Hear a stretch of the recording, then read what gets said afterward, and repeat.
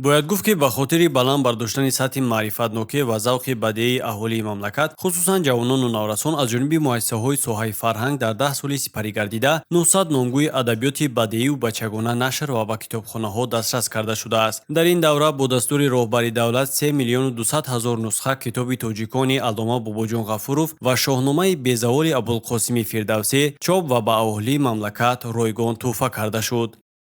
он иқдомҳое ки аз ҷониби ҳукумати ҷумҳурии Тоҷикистон бахусус аз ҷониби бевосита бо ташаббуси асосгузори Сулҳу ваҳдати миллӣ пешвои миллат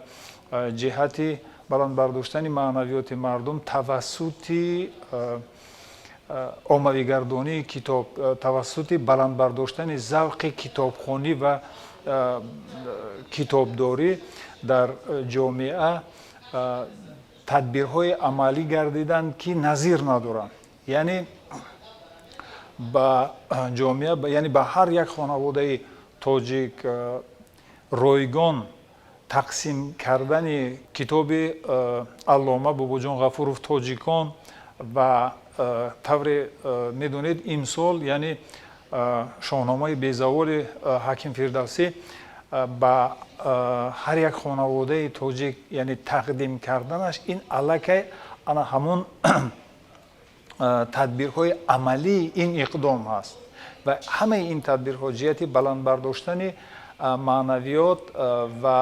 ба бедор кардани шавқу ва завқи китобхонӣ равона гардиданд.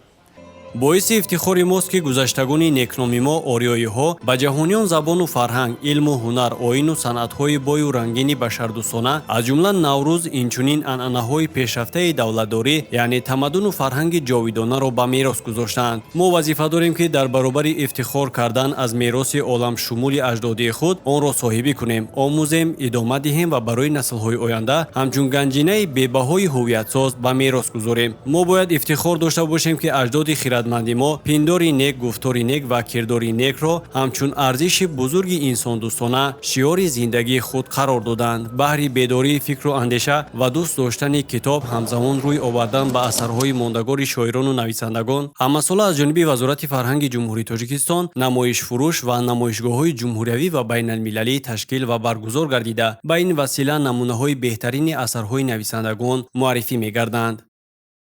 илова бар ин, дар баробари он тадбирҳое ки имрӯз дар соҳаи табу нашр амалӣ карда мешавад, ҷиҳати муаррифии саноати табу нашр аз ҷониби Вазорати фарҳанги ҷумҳурии Тоҷикистон тадбирҳои гуногун андешида мешавад. Масалан, дар моҳи октябри соли равон намоишгоҳи байналмилалии китоби Душанбе баргузор гардид, ки дар он бештар аз 30 нашриёти чопи китоб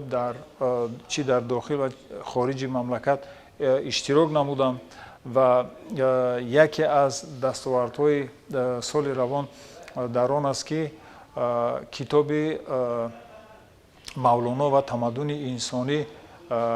ки ба қалами пешвои муаззами миллат мансуб аст, дар озмуни байналмилалӣ китоб, яъне санъати китобе ки миёни кишварҳои иттиҳоди давлатҳои мустақил раҳмдозӣ мегардад, 4 декабри соли равон бо хулосаи якдилонаи ҳакамон байни 66 нашриёт аз 6 давлати аъзои иттиҳоди давлатҳои мустақил мақоми аввалро касб кард, ки бешак ин яке аз дастовардҳои ифтихорманди соҳаи табу нашри мамлакат мебошад.